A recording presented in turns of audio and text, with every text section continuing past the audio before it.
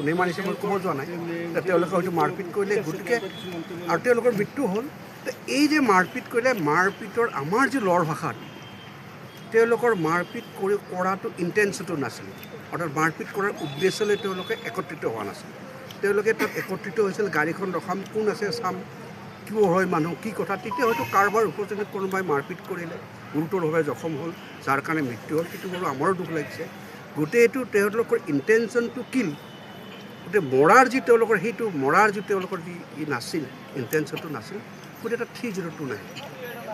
কিন্তু তেওঁলোকে জানে যে এনেকৈ মাৰিলে মানুহজন ঢুকাব পাৰে সেই নলেজ থাকিলে আমাৰ আইনত 304 পাৰ্ট 2ত আহিব 304ৰ পাৰ্ট 2ত আহিলে মেক্সিমাম ইয়াত 10 ইয়াৰ্ছ দিব লাগে যেহেতু এইসকল আজি 7 বছৰ 10 মাহ আছে 10 বছৰ হ'লে মোটামুটি এজন মানুহে আছামী যদি 10 বছৰ মানে দণ্ড দিয়া হয় শাস্তি দিয়া হয় তেওঁ 4-7 বছৰমান থাকিলে মুক্তি পায় সেইকাৰণে মই আপোনালোকক কৈছিলোঁ যে গোটেইবিলাকে খালাচ পাব মানে তেওঁলোকক যে শাস্তিও দিয়ে গোটেইবিলাকে জেলৰ পৰা মুকলি হ'ব তেওঁলোকে আৰু বেছিদিন জেলত থাকিলে এইটো মোৰ বাছি আছিল আৰু সেইটোত মই আজিও ষ্টিক টু আছোঁ আৰু মই গুৱাহাটী হাইকোৰ্টত আমি এইটোৱে আপিল কৰিম যে কোৰ্টে যিটো ধাৰাত পানিছমেণ্ট দিছোঁ সেই ধাৰাটোত এওঁলোকৰ অফেন্স হিচাপে উপযুক্ত নহয় 304 ধাৰাৰ পাৰ্ট 2ত পৰিব লাগে আৰু তেতিয়াহ'লে তেওঁলোকে মেক্সিমাম পানিছমেণ্ট 10 বছৰ পাব আৰু হাইকোৰ্টত এই বিষয়লৈ আমি মানে আপোনালোকে হাইকোৰ্টত আপিল কৰাৰ সিদ্ধান্ত আৰু মই ভাবোঁ হাইকোৰ্টে এইটো ন্যায় দিব আৰু সকলোৱে যেন মুক্ত হ'ব ভুক্তভোগী যিগৰাকী অধিবক্তাৰ নাম কৈ দিছে তেওঁলোকে ৰূপসিং ক্ৰ আৰু আলফাজুল টিমুং গতিকে তেওঁলোকৰ মৃত্যুদণ্ড বিচাৰিছে গতিকে এই সন্দৰ্ভত কি কয় চাওক আলফাজুল টিমুং হ'ল কোৱা মতে যোনে এখন গাড়ী গৈ আছে ৰস বুলি কৈছে ফোনত কোৱা বুলি তাৰ প্ৰুফ নাই আৰু আপুনি কৈছে ৰূপসিং ক্ৰক পাথৰ এটাৰে 10 কেজি ওজনৰ পাথৰ এটাৰে মূৰত মাৰি দিয়া বোলে যাৰ কাৰণে মৃত্যু হৈছে এই দুটা হয় সাক্ষীত প্ৰমাণ হোৱা নাই পাথৰটো চিজাৰৰ ভুল আছে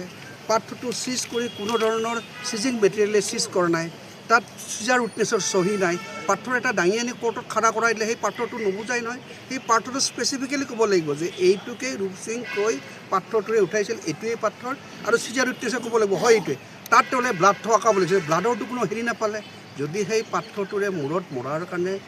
ক'বলৈ বেয়া লাগে মৰাৰ কথাটো তথাপি মই কৈছোঁ যে আঘাতপ্ৰাপ্ত হৈ মৰিছে যে ব্লাড ষ্টেইন থাকিব তাততো ব্লাডৰ প্ৰুফ নহ'ল আৰু ব্লাড যদি আছে কাৰ ব্লাড আছে কি ব্লাড আছে সেইটো প্ৰুফ নহয় কেনেকৈ আপোনালোকে মৃত্যুদণ্ড দিব মৃত্যুদণ্ড দিব লাগিলে অফেন্সটো কোনো ধৰণৰ খুঁত নোহোৱাকৈ প্ৰুফ কৰিব লাগিব নিখুঁত হ'লেহে মৃত্যুদণ্ড কৰিব ক'ত প্ৰমাণ কৰিছে আৰু আপুনি ক'লে আলফাজুল টিমুঙে ফোন কৰি কোৱা বুলি ফোনৰ তেওঁৰ মোবাইলটো চিজ হৈছে ফোনৰ কল ৰেকৰ্ডটো চিজ হোৱা নাই তেওঁ অমুক সময়ত অমুকক কি কথা পাতিছিল বাৰু ৰেকৰ্ড নকৰি নাপাব কিন্তু আলফাজুল টিমুঙে যাক ফোন কৰিছিল সেই ফোন কোনটো সময়ত ৰিচিভ কৰিছিল কিমান সময় কথা পাতিছিল তেতিয়া ক'ব পাৰে যে 10 মিনিট কথা পাতিছিল এই কথাটো এনেকুৱা তেনেকুৱা কমিউনিকেট কৰা হয় কিন্তু চিজ আলফাজুলৰ ফোন দুটা শহুৰেকৰ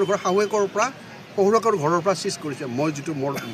মনত পৰে গতিকে সেইটোতো ফুল প্ৰুফ নহয় এজন মানুহক কেপিটেল পানিছমেণ্ট দিবলৈ প্ৰুফ কোনো নিখুঁত তেতিয়া কোনো ৰাস্তা নাই তেওঁক মৃত্যুদণ্ড দিয়াৰ বাহিৰে প্ৰত্যেকটোটাই একেবাৰে প্ৰমাণ হৈ গৈছে ইয়াততো মই কৈছোঁ যে 302ৱে নাহে আৰু আপোনালোকে ফাঁচীৰ কথা কৈছে তেওঁলোকে কি যুক্তিত কৈছে তেওঁলোকৰ কথা সেইটো বাৰু তেওঁলোকে কি যুক্তি বিচাৰি পাইছে মই যিখিনি মোৰ জ্ঞান নলেজ আছে লৰ মই আজি 32 বছৰ প্ৰেক্টিছ কৰিছোঁ ক্ৰিমিনেল কেছ বহুত কৰিছোঁ কিন্তু সেই হিচাপে মই জানো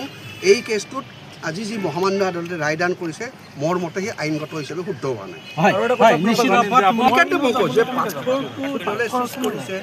চিজাৰ উইটনেছৰ চহী নাই